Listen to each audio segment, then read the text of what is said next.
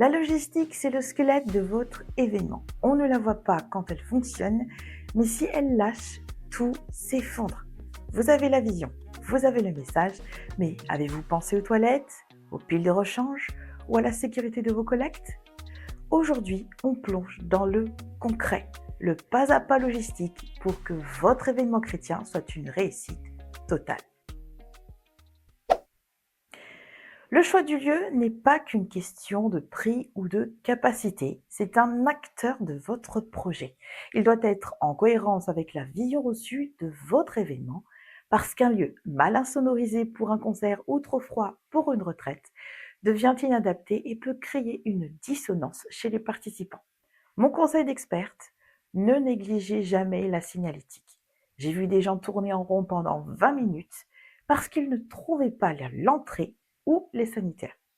La première impression de votre public se joue sur le parking, pas seulement sur la scène. Et l'indulgence potentielle des participants n'est pas une raison suffisante pour laisser place au hasard. Un micro qui siffle, c'est un message qui ne passe pas. La technique doit être au service du spirituel.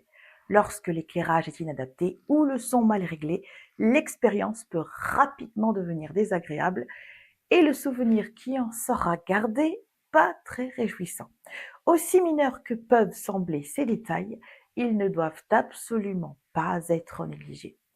Cette préparation ne s'improvise pas et doit être gérée avant, pendant et même après l'événement.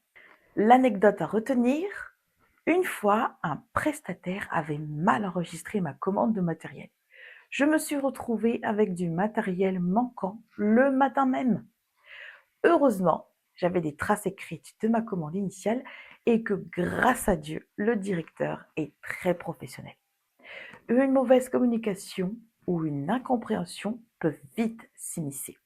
Donc, relancez vos prestataires une semaine avant et surtout, ayez du scotch, des piles de secours et des câbles en double. Toujours. Votre équipe est votre colonne vertébrale. Parce que notre Dieu est merveilleux et qu'il pense aux choses auxquelles on ne pense pas, on a parfois la grâce de voir une équipe se former seule par miracle. Oui, oui, je confirme, vous sentez l'expérience, je suis effectivement passée par là lors d'un événement que j'ai produit seul et j'en témoigne haut et fort. Mais ce n'est pas une raison pour considérer que l'improvisation est une norme. La gestion d'une équipe demande du temps et de l'attention et sa bonne préparation est essentielle pour qu'elle soit solide. Sans briefing clair, c'est la confusion assurée. Point crucial, la sécurité. J'ai vécu le drame d'une urne perdue avec de l'argent dedans simplement parce que la personne en charge est partie sans passer le relais. Désignez les responsables par zone et ne laissez jamais les flux financiers ou les accès sans surveillance claire. Enfin, communiquez. Vous le savez, je ne vous apprends rien. Cet aspect aura une influence non négligeable sur la participation et l'impact de votre événement.